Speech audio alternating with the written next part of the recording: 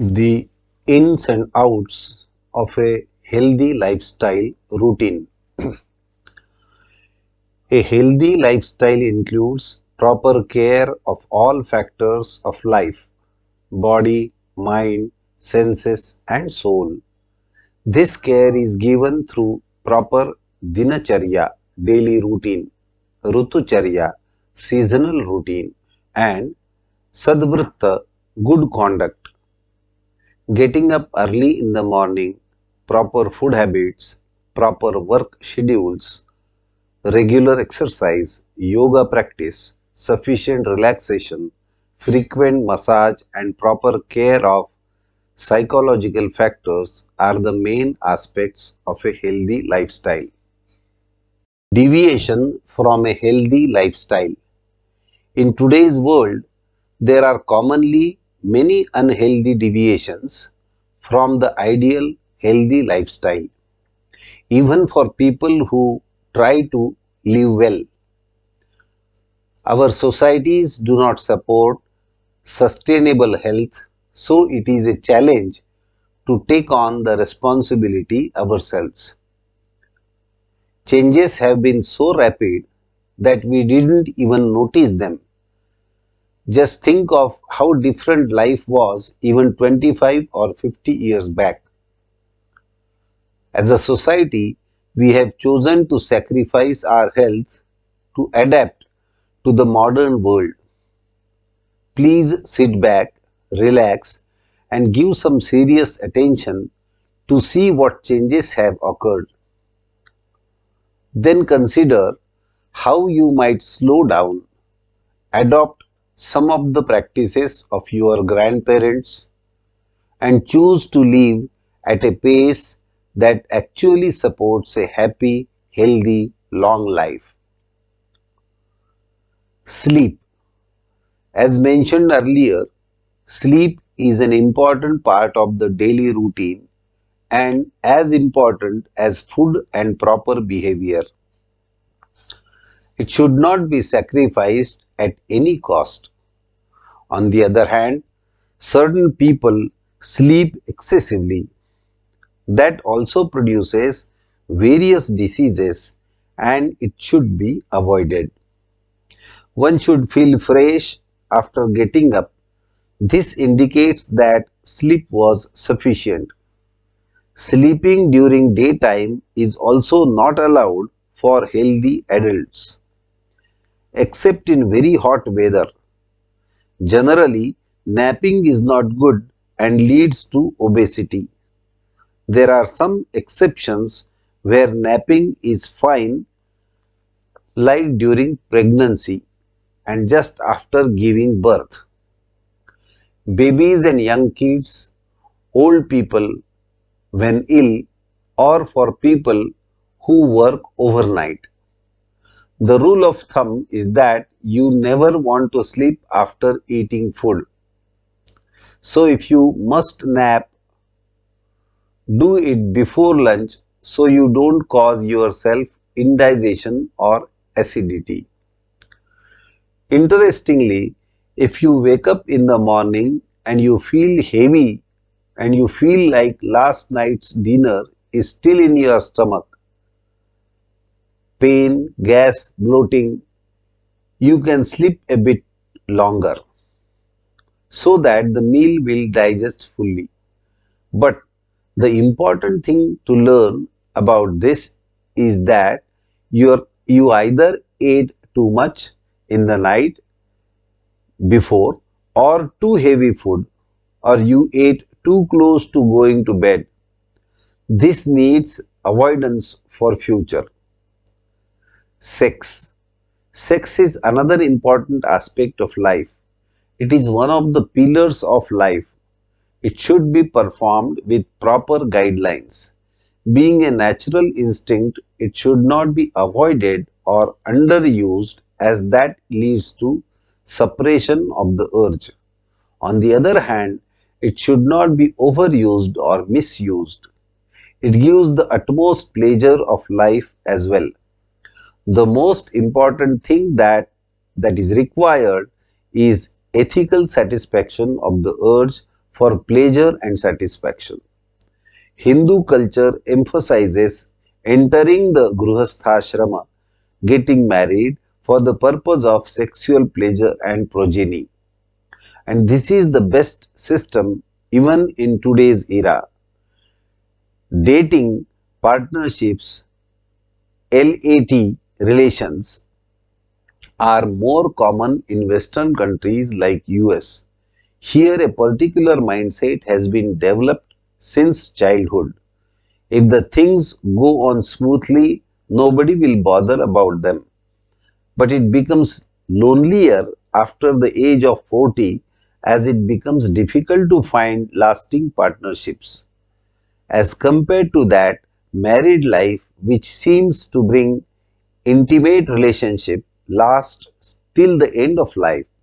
Of course, there can be exceptions in both systems, but this is a general observation. At, at the young age, dating and partnerships are more fascinating, but experiencing a true, joyful married life is really rewarding. It is often seen that people become mad and crazy for sex. Newspapers, magazines, TV, movies, and novels, etc., are many times preoccupied with sex. At the same time, open and honest discussion of sex is repressed. This commoditized fixation on sex is harmful, rarely leads to better sex, and often leads to a great deal of unhappiness and disappointment. This aspect of life needs urgent, serious attention. There is absolutely no doubt that sex is one of the pillars of life. Sex and sexual pleasure should be thought of in a positive way, and satisfaction should be the rule rather than the exception. A few successful examples may set a different trend in the society for a change in the attitude. Guidelines for good conduct, Sadvritta. Mental health is a vital aspect of healthy life. Sadvritta is described in Ayurveda as useful for the maintenance of psychological and psychosomatic health. Sadvritta can be considered to be a guide to living responsibly in any society and offers practical values to live by. Unfortunately, even simple rules are often not followed today. Just like they say, common sense is uncommon or hard to find. For example, when we meet someone, we know and wait for that person to speak first or greet first, and if that person is also thinking the same and waiting for us, can leave a bad impression in others' mind. This can be easily avoided even by smiling. Here are some of the guidelines that are described in Ayurvedic texts. One should remember God or Spirit at all times and make regular time for prayers, worship, or meditation, as it strengthens the mind and gives great support, especially in adverse conditions. All the actions are done at three levels: physical, kayik, verbal, vachik, and mental, manasik. And the actions that should be avoided at all the three levels are hurting someone, stealing, lying, thinking bad about someone, boasting ourselves, jealousy, etc. Always respect elderly and guru. This Sadvritta, in a nutshell, is explained by Vagbhata, one of the main Ayurvedic texts, in the following stanza. All efforts of all living beings are said to be towards happiness. There is no happiness without dharma, our duty or responsibility. Hence, one should be dharmapar, totally engaged in achieving dharma. What is every living being striving for? The answer is quite simple: happiness. Now, of course, the question arises: what is happiness? Truly speaking, it is a subjective feeling and may change from time to time and from situation to situation. One may feel happy to have knowledge, wealth, prestige, power, or even from things like singing, dancing, etc. But this happiness is dependent on the thing that makes you happy. It is not an independent happiness. For example, we want to go for a tour by a car and we realize at the last minute that the car is not running. This leads to frustration, which is opposite to the desired happiness. But whatever is independent of external validation leads to happiness. If we possess the means for our own happiness, then we are self-dependent. So ultimately, real happiness lies with the soul, which is all the time with us. Whatever happiness we want to achieve through our senses has a limitation, and one should work towards ultimate happiness in his life. Of course, that doesn't mean that various types of small happiness should not be enjoyed. Actually, it is the mindset which allows you to enjoy or not to enjoy happiness. In the same situation, a person can be happy, neutral, or unhappy. For example, we are driving a vehicle, we are in a hurry. From a distance, we see the signal is green, and by the time we reach, it runs red. Most people would be unhappy with this situation. Yet there is nothing personal in the situation and therefore no reason to be unhappy. One should at least be neutral, not cursing self or destiny. A person with a good mindset can still relax and be happy even in that situation.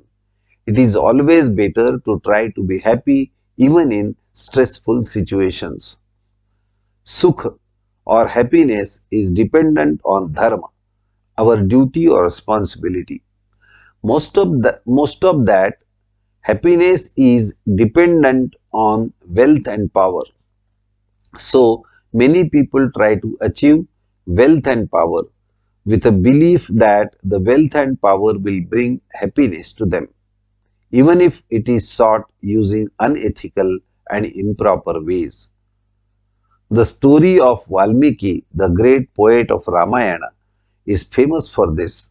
He firmly believed that the robbery he was doing was for the survival of his family, and in a way he was performing his duty, dharma palana, by robbing people. When Narada Muni, a devotee character, explained to him that he was creating misdeeds due to adharma, he was shocked. He was further shocked when his family members denied to share his misdeeds. This ultimately brought a change in his mindset and he became Valmiki Muni, a sacred sage who wrote the great epic Ramayana. We see around us the misuse of power, wealth, etc. for so-called happiness, which ultimately leads to sorrow. So, Vagbhatacharya has narrated it very nicely.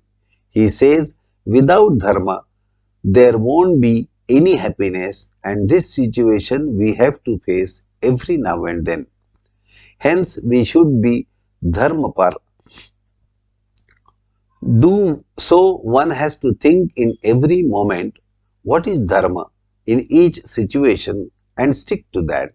Since situations keep changing, one has to be conscious regarding dharma and adharma all the time. In summary, all living beings strive for happiness all the time. The concept of happiness keeps on changing from time to time and from situation to situation. However, one should try to be happy in any situation, ultimately trying for a real happiness that rests with the soul. unethical and improper ways, though they may temporarily give the sensation of happiness, ultimately give sorrow.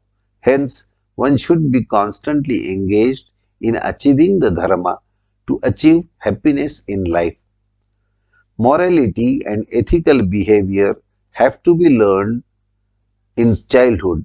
Teachers and parents are role models for children and even other adults who are looking for guidance. Children imitate us even without understanding why we do what we do. Remember this and realize that our effect on the world is greater than we think. So, we should take care at all times to do the right things. Different stages of life. According to Ayurveda, life is mainly divided into three main stages: 1. Childhood, 2. Young age, and 3. Old age. The childhood is again divided into three categories. Childhood 1. Kshirapa, Kshirap. Here child drinks only milk. Hence this is called Kshirap. Ayurveda emphasizes on breast milk only. Only in its absence or less quantity, goat milk can be given. And if that is also not available, then cow's medicated milk can be given. Till sixth month, no other food is allowed. Generally, the teething process starts at the age of 6 months and second phase called as Shirananda, milk and other food. Shiranad, Shiranad begins.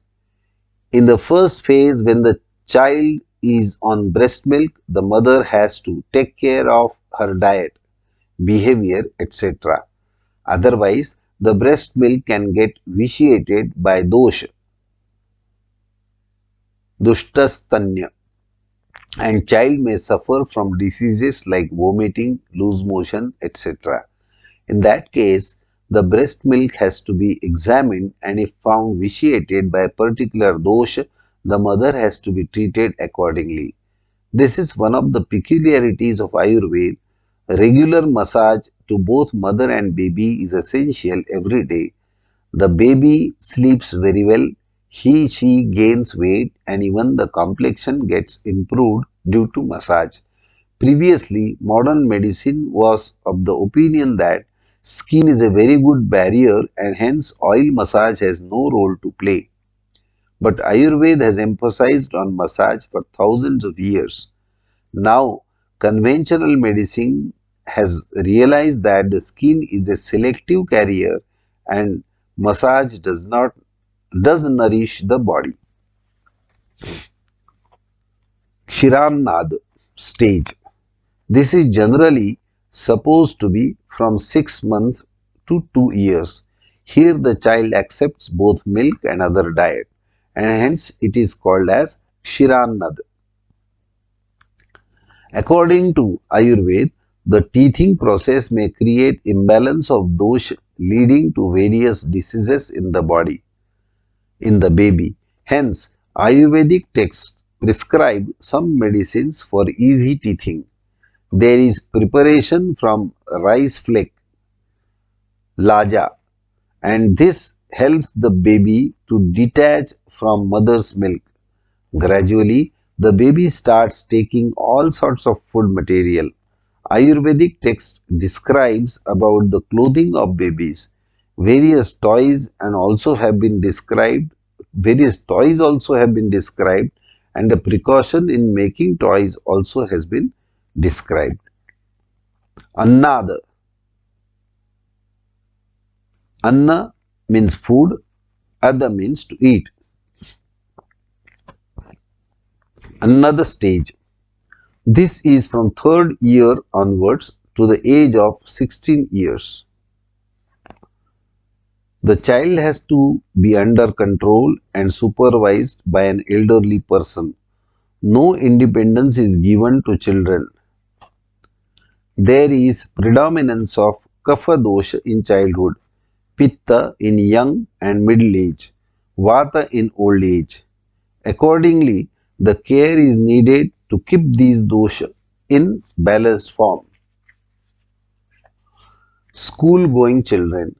School going children fall into a special category as they are growing and need more nourishment through food.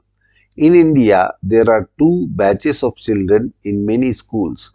Morning batch 7 am to 11:30 am and afternoon batch 12 pm to 6 pm.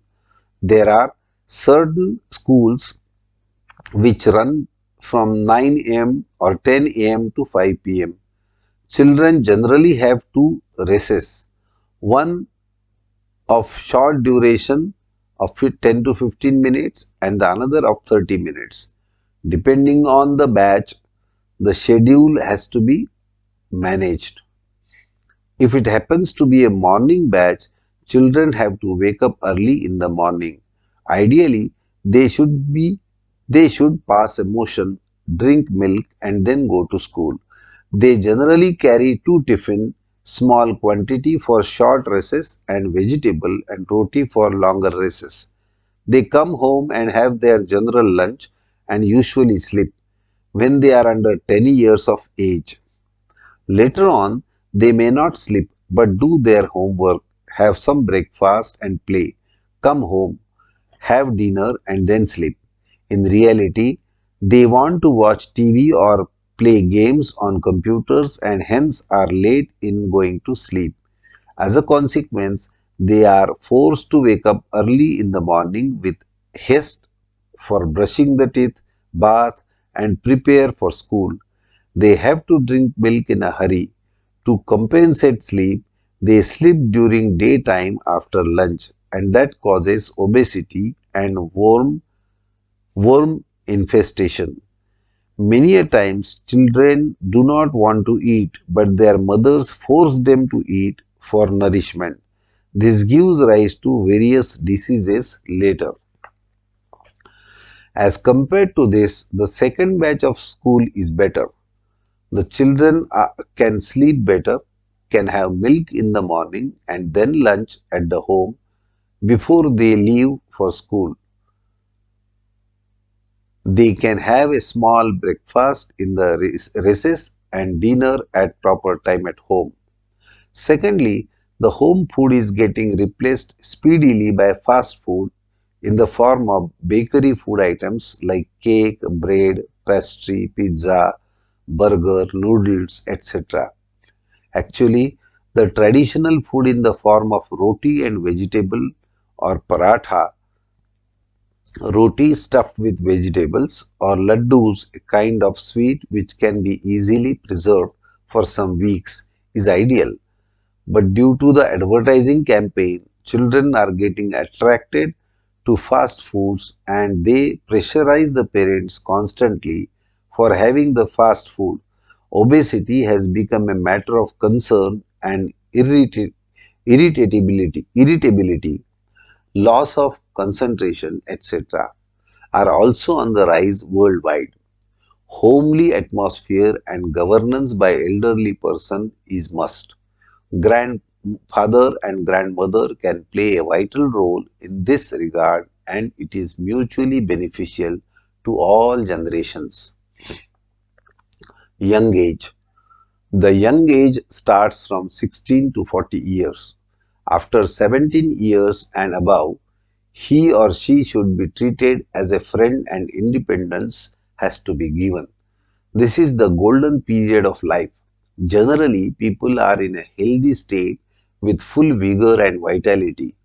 Physically and mentally, they have the capacity to accept any challenge and work for fulfillment. They can earn money, have pleasures of life associated with money and sex. They can have pleasure of family life and can look after their children. One should take full advantage of the strength, vigor, and vitality to achieve various fulfillments of life. But they should also keep in mind the next phase of old age and should try to secure it with a healthy lifestyle, proper savings, and proper attitude. Regular panchakarma, followed by Rasayana, rejuvenating treatment at the age of 25 and 50 years is ideal for fulfilling this objective. It is an investment which pays you later in the old age. Married life starts in young age and there is a natural desire to look younger, attractive and smart. The youngsters do try to use cosmetics with the help of beauty parlor for a beautiful look. Ayurveda also describes various cosmetic products that can be safely used. These are definitely a better choice than the use of chemical cosmetics that can harm. But beauty is also associated with health status, and it is better to evaluate the health status and give proper treatment, especially along with Panchakarma. Ayurveda has a greater scope and potential in this field. The young age then can be continued even with the progress of the age. At least it is advisable in the middle part of life. The proper care has to be taken in all walks of life. Women have an early onset of maturity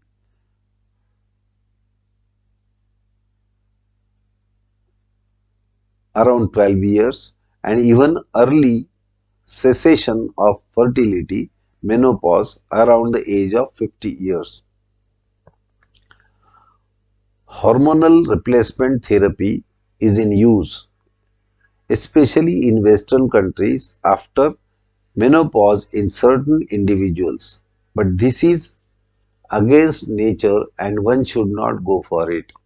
A Rasayana treatment of Ayurveda is a better choice for both male and female, but it should be under observation and guidance of a good Ayurvedic physician. Middle age. It ranges from 45 to 70 years of life. One is generally settled in his profession with proper earning. The children are grown up and are engaged in their profession, etc.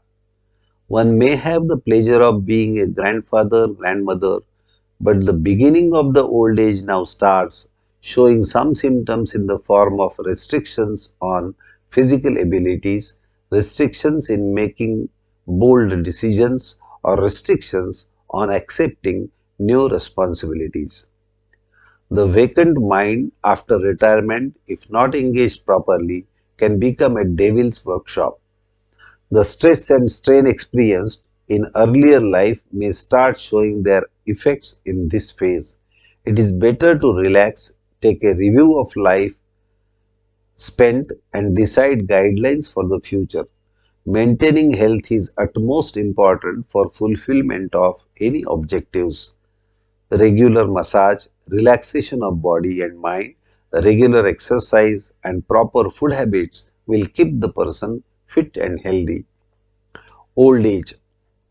In India, in childhood or even in younger age, the older generation takes care of the young people, and in old age, the elders take care of the old people. This is a cyclical process running through generations. This is most ideal, but in Western countries, due to independence, the child has to leave the house, even as a teenager, and the process continues through generations. As a result, very few senior citizens live a secured family life with grown-up middle generation and even the next generation of grandsons and granddaughters. Otherwise, a senior citizen home is the option. If proper care is taken since childhood regarding healthy lifestyle, then the old age will be much more comfortable. But if the care has not been taken, there can be various problems at physical, mental and spiritual level. Loneliness itself is a big problem, especially in Western countries. Keeping the mind engaged in positive thinking, taking care of various ailments, and trying to become happy and satisfied is the requirement in old age. Stages of woman's life. A woman's life contains some more phases in her life. Even the onset of maturity and starting menses is earlier than males. The menstruation cycle, pregnancy, delivery, postnatal condition, and menopause are the additional stages in woman's life. Let us consider them one by one. Menarche, that is beginning of menses. The age described in the text is 12 years, but nowadays the menarche is seen even at 10 or 11 years of age or even earlier. This might be due to changes in food habit, growth of hormones being given in animal farming, sex provoking atmosphere like TV serials, cinema, etc. A girl reaches her maturity by 16 years of her age. So, Ayurveda advises marriage after 16 years for females and 20 to 25 years for males. In Western countries, dates start much earlier, even at the age of 13-14 years, and that should be prohibited for better progeny. Even in India, in certain states and certain castes, the marriages are settled in childhood and that there can be children even at an early age. Actually, the period up to 16 years is meant for studies and one should not get involved in marriages, etc. The sexual life should start only after 16 years in the female. The menstrual cycle. A regular menstrual cycle is a natural process. It is most important for conceiving a child. According to Ayurveda, the menstrual fluid is the upadhatu, a body tissue which gets developed along with the main tissue of rasadhatu. It keeps on accumulating in the uterus and is expelled out every month for 3 days. Proper quantity without any clots and without any pain are the features of a normal menstrual cycle. Nowadays, we find various pains and sufferings during menstruation. This is a this is mainly associated with imbalanced state of Vata dosha. Imbalanced pitta is responsible for more menstrual flow. Some women suffer from backache, pain in legs, vomiting sensation, or even vomiting, scanty, profuse bleeding, clots in the bleeding, and stains on sanitary pad or clothes even after washing. These are symptoms. These all symptoms indicate improper menstrual cycle and need treatment. The conventional medicine keeps on giving analgesics to relieving pain, but the pain continues for every menstrual cycle. Doctors keep on changing the brand name of the analgesic drug. Basti treatment is most useful to pacify Vata dosha and relieve pain. Another thing is that Ayurveda prohibits intercourse during the time of menstrual flow as it is against nature. Nature is trying to expel something in the outward direction and one should not try to put something in the opposite direction. This kind of sexual practice is very common in the Western world and advocated to under the concept that it is a safe period. It is true to a certain extent but is prohibited according to Ayurveda. Previously, it was advised to consume dry food in very small quantity in this phase. The woman used to be isolated. She gets rest from her regular work and was being treated as an untouchable, probably to avoid any chance of for sexual intercourse. These customs are still observed in rural areas. At least women should rest during menstruation and should remain away from sex. Irregularities in the menstrual cycle can lead to various problems, including infertility, and should be addressed with changes in lifestyle, medication, and panchakarma. It has rather become difficult to find a woman with proper menstrual cycle. Problems with menstruation are more common. Rigorous efforts are required to educate the society for these problems. Pregnancy. This is the golden period of a woman's life. To conceive a baby is itself a matter of joy, pleasure, and satisfaction. Those who do not conceive due to infertility do very well express the immense desire to become pregnant. Ayurveda describes various rules and regulations for normal pregnancy and delivery of a healthy child. Proper food habits, peaceful and joyful state of mind, and proper care in various activities from the core of pregnancy care. One should have an ideal and thoughts about the particular ideal throughout the pregnancy. He can really fulfill your desires in the form of a child with particular attitude and practices accordingly. How my child should be, I should behave with this attitude, so my child will behave like that, is the principle behind this. There are various historical examples of great personalities like Shivaji, whose mothers whose mother had a strong desire about the child.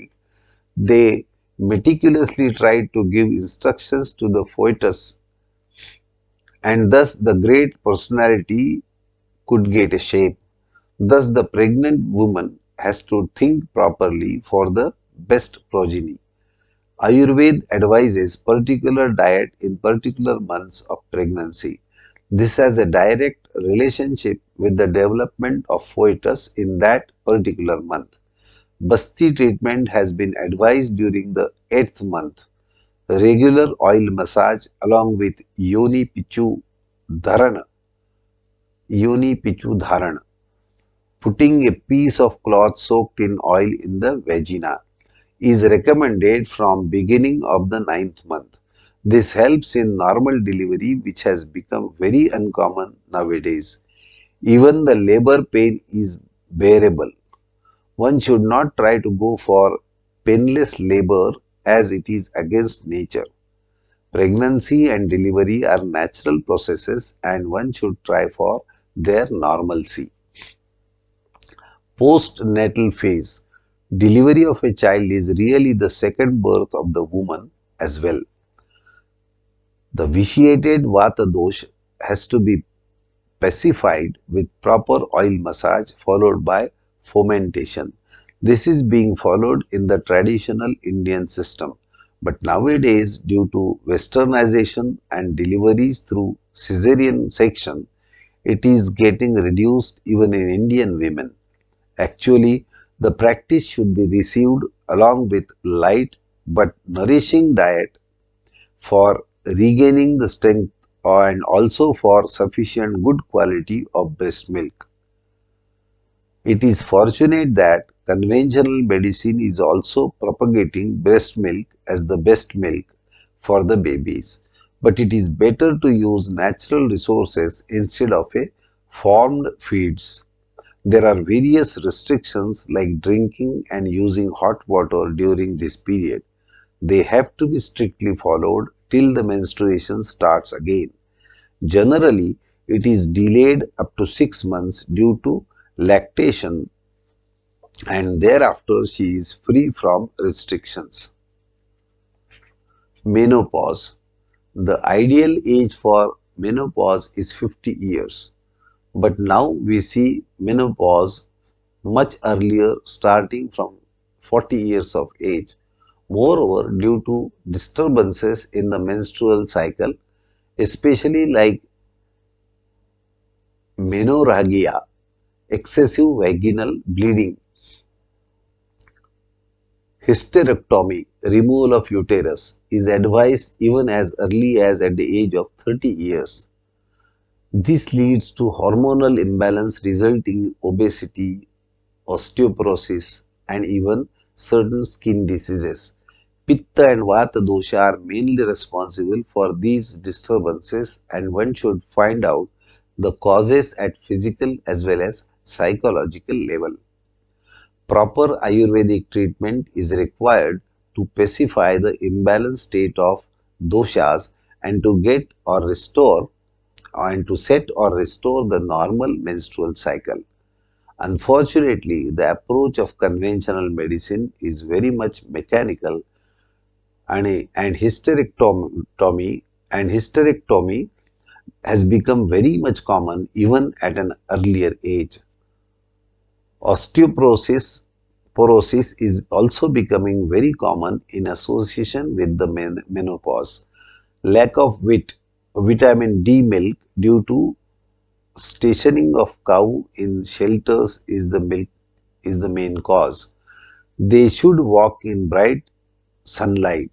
The Ayurvedic treatment is much more beneficial than just giving calcium preparation.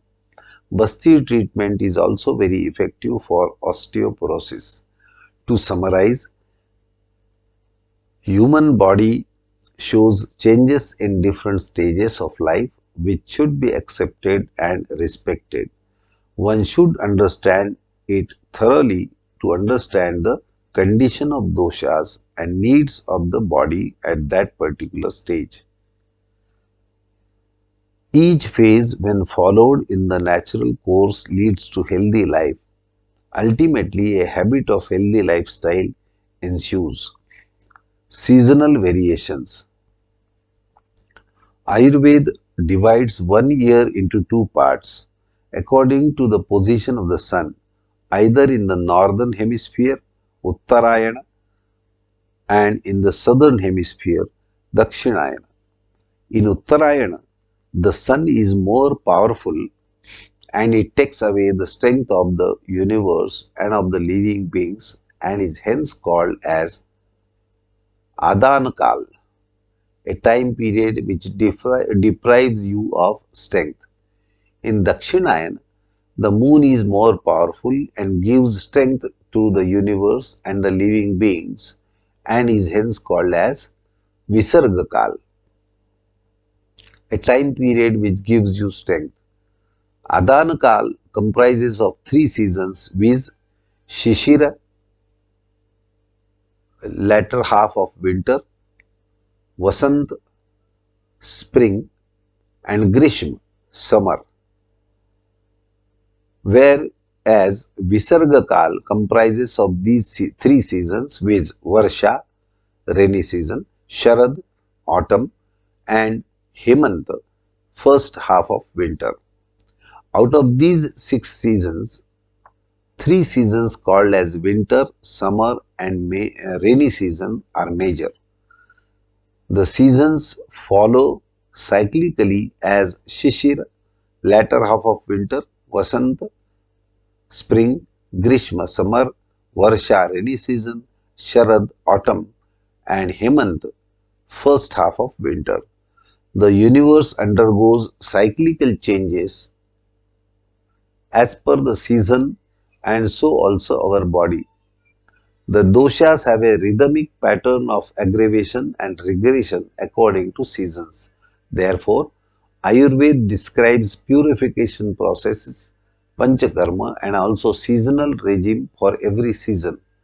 The strength of the body also varies according to season and it is at its peak in winter. It is least in summer and rainy season and medium in spring and autumn. The same pattern is also about the Agni, digestive fire. Winter. The strength of the body and that of Agni is highest in this season and hence one can have very nourishing food which is heavy to digest. One can have a very good exercise which is tolerable in this season. So, this is the season of building the body tissues for better sustenance throughout the year. But due to all these factors, kapha starts accumulating in the body. Spring. The sun rays start becoming powerful in this season and gradually the cold diminishes day by day. The accumulated kapha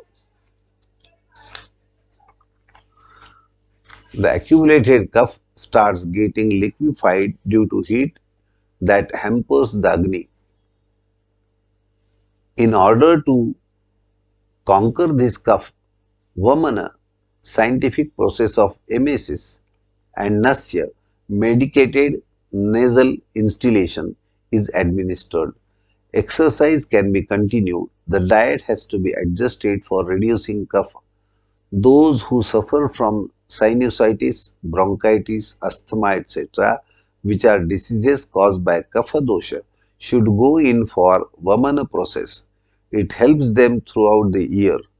Gradually, the heat keeps on increasing and the summer starts. Summer. Now the kapha starts getting reduced day by day and vata dosha starts accumulating in the body. There is a lot of perspiration and need of water is more and is felt by immense thirst. The digestive power is very weak and one should have very light food. The exercise should be minimally or may not be performed. Liquor should be avoided or if it has to be taken, then plenty of water should be added to it. Juicy fruits, various kinds of natural drinks are advisable in this season. Rainy season, the second half of winter. Spring and summer fall in Adanakal, which is predominantly governed by the power of sun. Now the rainy season starts after the summer and the sun moves from north towards south.